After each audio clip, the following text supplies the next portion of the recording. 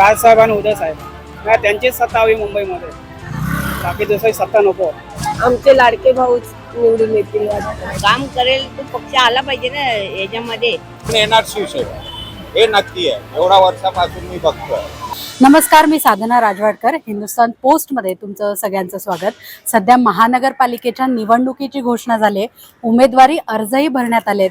पण सगळ्या भागांमध्ये सध्या समस्या काय आहेत आणि प्रत्येक भागामध्ये कुठल्या पक्षाची हवा आहे ते आज आपण जाणून घेणार आहोत. चला.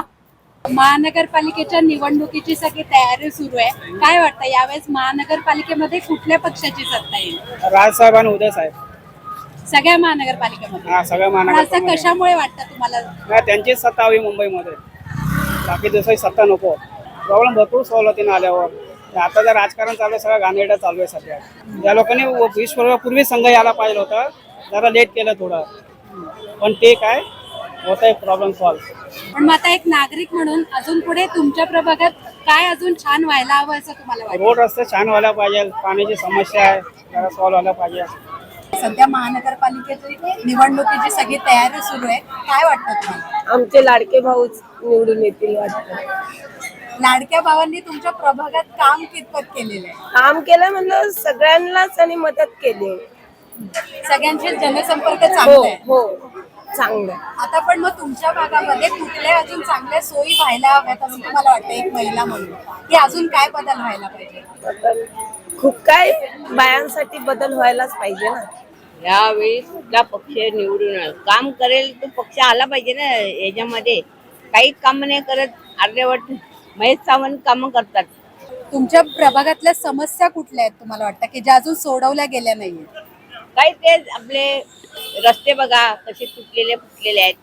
ते बांधकाम चालू आहे, थोडं थोडं काम चालू करतात आहे. मग तुम्ही प्रशासनाला काय सांगाल की कुठल्या समस्येकडे त्यांनी जास्त लक्ष द्यायला पाहिजे? मुलींकडे जास्त लक्ष द्या आणि मुलींना शिकायला जरा काहीतरी त्यांनी करा.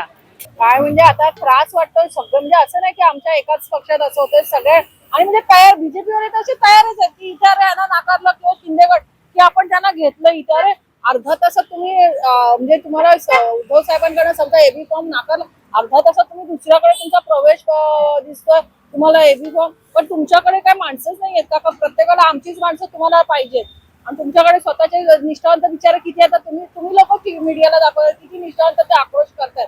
तर हाच प्रकार सगळीकडे अक्षरशः म्हणजे असं वाटतं ना काहीतरी कोणातरी थोडंसं मारून यावं, एवढी भयानकता चालू आहे. म्हणजे म्हणजे माझा जसा कळतं तेव्हापासून तर महाराष्ट्राच्या राजकारणात हा प्रकार कधीच नव्हता की एवढी लोक म्हणजे आणि त्यांना घ्यायला पण इमिजिएट कसे काय तुम्ही त्या म्हणजे तुम्ही पण आधी एकमेकांच्या कॉन्टॅक्ट मध्ये असाल म्हणून की तुम्हाला पण गॅरंटी असेल नाही मला ही बहुतेक सीट मिळणार नाही म्हणून मी आता दुसऱ्या पक्षाला कॉन्टॅक्ट मध्ये की बाबा मला एबी फॉर्म नाही मिळाला मी तुझ्याकडे. दडपशाही तर ही म्हणजे काय म्हणतात ना हुकमाचा एक्का झालाय बीजेपीचा. दडपशाही म्हणजे साम दाम दंड भेद सगळे वापरायचे आणि आपल्याकडे कार्यकर्ते वळवून घ्यायचे. पण तुम्हाला काय वाटतं या सगळ्या गोंधळानंतर शेवटी सत्ता कुणाची येईल महानगरपालिकेवर? खरं सांगू, जर खरंच हे असे म्हणतात ना की आमचं आमचं आहे सगळं, तर बॅलेट पेपरवर घेऊन तुम्ही तुमचे सिद्ध व्हा ना. आता ईव्हीएमचं काय म्हणजे आम्हाला ते आमचे जे बाले किल्ले ना ते तर नक्की राखणार आम्ही.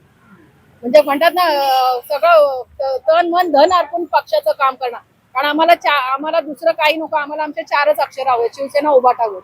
बघा, दादर मुंबईला एवढा वर्ष झाला मी इथे राहतोय मुंबईमध्ये, माझा जन्म सुद्धा इथे झाला, पण अजूनपर्यंत दादर मुंबईमध्ये शिवसेना शिवाय सोडून कोणीच आले नाही आणि येणारच. शिवसेनामध्ये 2 पक्ष झाले, एक धनुष्यबाण एक मसाल, पण ते कन्फ्यूज होतो कुठला पार्टी येणार हे नाही सांगू शकत, पण येणार शिवसेना हे नक्की आहे, एवढा वर्षापासून मी बघतोय. आणि त्या लोकांचाच हक्क आहे, ते लोकच चालवू शकतात. बीएमसीचा कसा काय पद्धती बरोबर घर वाडीमध्ये बघा तर सदा सरवणकरचा किती कामं केलेलं आहे. गटर लाईन झाला, लादी करड झाला, हे सगळं बघितलेलं आहे. त्यांना एक कंप्लेंट झाली, एक अर्ज दिला की लगेच काम होतो. काही असा नाही आहे की वाडीमध्ये नाही झालेला. आता जे वाडी राहिलेली आहे त्याच्यामध्ये सुद्धा अजून कामं होतात. एकदा मेसेज गेला की हा असा प्रॉब्लेम आहे, लगेच काम होतो. त्यांच्या निधीतून होतोय, मी बघितलेलं आहे. दादर मुंबईत अजून कुठल्या समस्या सोडवणं बाकी आहे असं तुम्हाला वाटतं? अजून हे जे वाडीचा डेव्हलपमेंटचा अजून किती वाडी जे आहे डेव्हलप झालेले नाही, असंच राहिलेले आहे. वाडीमध्ये पण मालक वेगवेगळ्या दोन मालक आहे, डेव्हलपर आहे, त्याच्यामुळे प्रॉब्लेम होतो. अजून डेव्हलप होत नाही.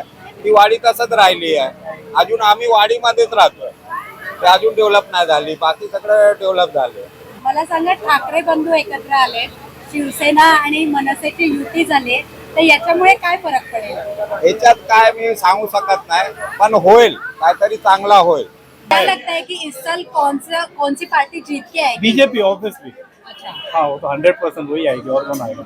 आप कौन से प्रभाग से आते हैं और वहाँ पे क्या माहौल है? यहाँ पे भी सब जगह तो बीजेपी के गुणगान है। इनके आगे कौन है? हमारे मोदी साहब है, सब वही है, अच्छे से चल रहा है। सिद्धिविनायक भगवान का आशीर्वाद है, हम तो उन्हीं को ही पक्ष देंगे। और आपके प्रभाग की ऐसी कौन सी समस्या है जो आपको लगता है कि सॉल्व होना अभी भी बाकी है? वो रोड ट्रैफिक जाम और अंडर कंस्ट्रक्शन।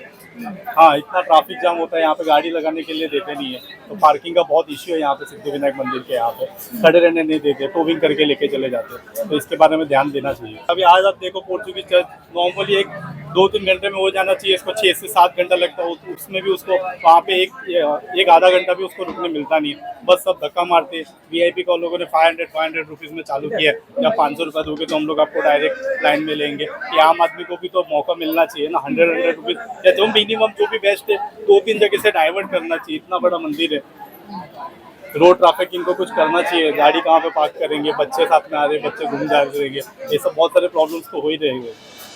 महानगरपालिका निवडणुकीत ठाकरे बंधू करिश्मा दाखवणार की देवाभाऊची हवा चालणार, हे आपल्याला लवकरच कळणार आहे। त्याविषयी लोकांची काय मतं आहेत ती आपण जाणून घेतली, पण तुम्हाला काय वाटतं, महानगरपालिकेत नक्की कोण जिंकणार हे आम्हाला कमेंट करून नक्की सांगा। कॅमेरामॅन रोहित सह साधना राजवाडकर, मुंबई।